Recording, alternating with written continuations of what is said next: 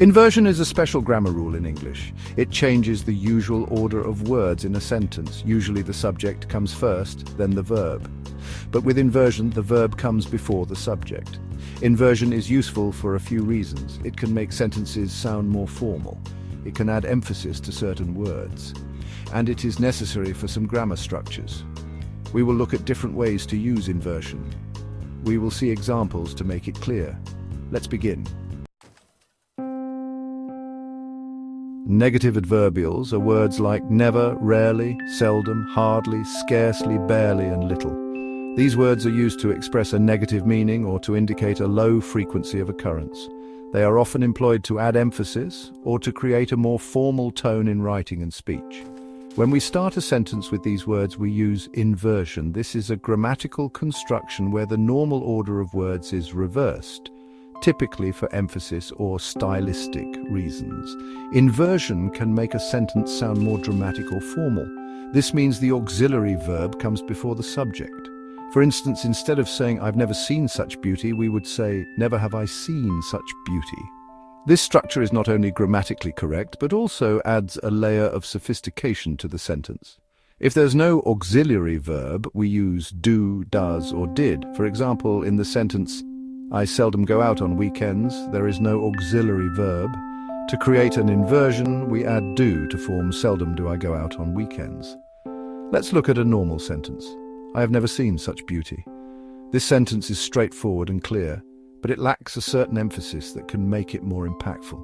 Now consider the inversion. "Never have I seen such beauty." The inversion places emphasis on the word never, making the statement more powerful and memorable. It draws the listener's attention and highlights the rarity of the experience. The inversion emphasizes never. It makes the sentence stronger and more emphatic. This technique is particularly useful in writing and speech when you want to highlight the importance or rarity of an event or action. Here's another example to illustrate this point. Consider the normal sentence, "We seldom go out on weekends." This sentence conveys the idea that going out on weekends is a rare occurrence for the speaker. Now let's look at the inversion. "Seldom do we go out on weekends." By placing seldom at the beginning and using do, the sentence gains a formal tone and emphasizes the infrequency of the action.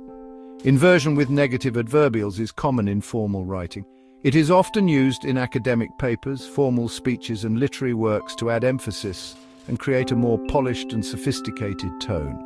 Understanding and using this technique can greatly enhance your writing and speaking skills, making your communication more effective and impactful. We use inversion all the time when we ask questions. In a question, the auxiliary verb comes before the subject. Here are some examples. "Are you coming to the party? Did you finish your homework? Can you help me with this?" In each question, the auxiliary verb, are, did, can, comes before the subject, you. This is the basic rule for forming questions in English. Conditional clauses talk about imaginary situations. We sometimes use inversion in a specific type of conditional clause. This is called the third conditional. The third conditional talks about impossible situations in the past. We use had plus past participle in these sentences. With inversion, we remove if and start the sentence with had. For example, normal, "If I had known you were coming, I would have baked a cake."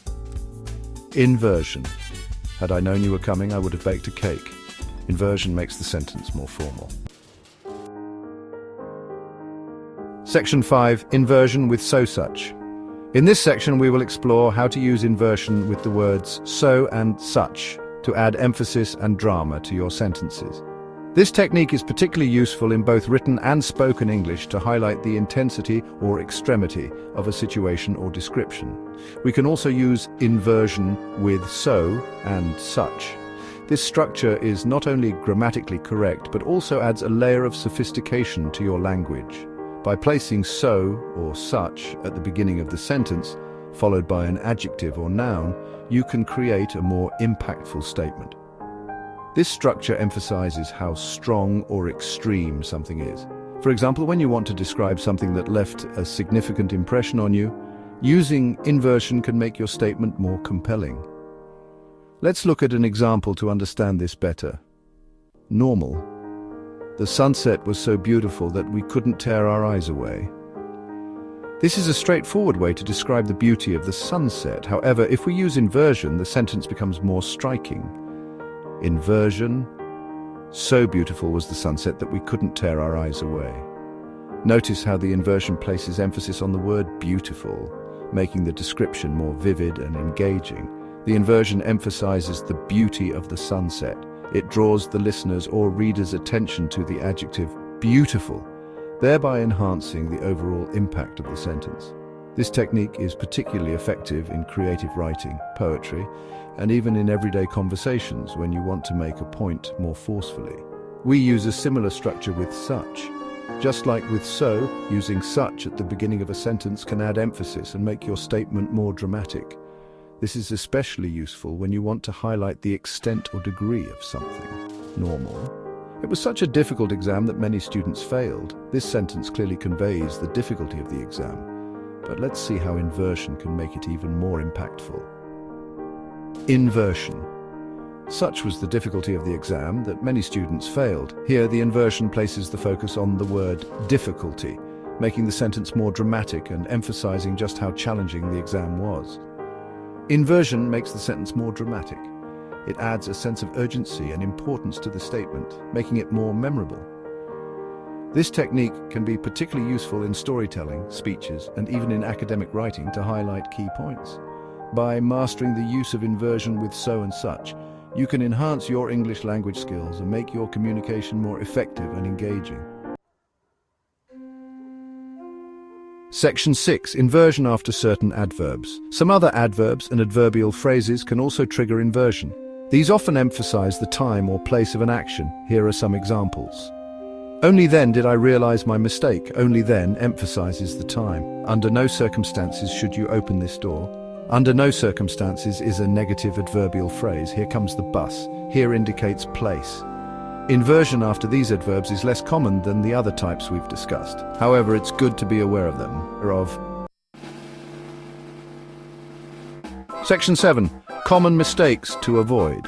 Inversion can be tricky, and there are a few common errors to watch out for. Using the wrong auxiliary verb. Make sure to use the correct auxiliary verb that agrees with the subject and tense. Overusing inversion. While inversion can be effective, don't overdo it. Too much inversion can make your writing sound unnatural. Using inversion in informal contexts. Inversion is generally more appropriate for formal writing or speech. By being mindful of these pitfalls, you can use inversion correctly and effectively. Section 8. Practice and application. Now that we've covered the rules of inversion, let's practice. This section is designed to help you apply what you've learned in real-world scenarios. By practicing these exercises, you'll gain a deeper understanding and become more comfortable using inversion in your everyday language. 1. Rewrite these sentences using inversion. I have rarely seen such a beautiful sunset. This exercise will help you get used to the structure and flow of sentences that use inversion.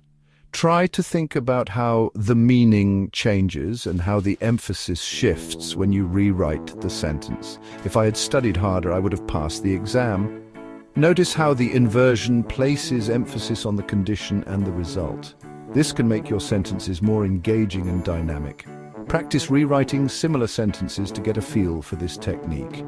The music was so loud that we couldn't hear ourselves think. Inverting this sentence can add drama and intensity. Try to rewrite it and see how the focus shifts. This is a great way to make your writing more vivid and impactful. 2. Identify the type of inversion used in these sentences. Never again will I trust him. Understanding the different types of inversion is crucial. By identifying them, you can better understand how and when to use them in your own writing. This will make your language skills more versatile and sophisticated. Had I known you were vegetarian, I would have made a different dish. This type of inversion is often used in conditional sentences. It can make your statements more formal and emphatic. Practice identifying and using this type of inversion to enhance your writing. So exhausted were the runners that they collapsed at the finish line.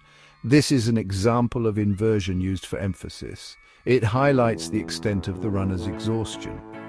Try to use this technique in your own writing to draw attention to specific details or emotions. Remember, practice makes perfect. The more you work with these exercises, the more natural inversion will become in your writing and speech. Don't be afraid to experiment and make mistakes. Each attempt will bring you closer to mastering this powerful linguistic tool. Finally, try to incorporate inversion into your daily conversations and writing, whether you're drafting an email, writing a story, or simply chatting with friends. Using inversion can add variety and interest to your language. Keep practicing, and soon it will become second nature. Section 9. Conclusion: Mastering inversion. Inversion is a powerful tool in English grammar. It can add emphasis, create a formal tone, and help us form questions. By understanding the different types of inversion and practicing their use, you can make your writing more sophisticated and engaging. Keep in mind the common mistakes to avoid, and don't be afraid to experiment with inversion in your own writing and speech. With practice, you can master this grammatical structure and enhance your language skills.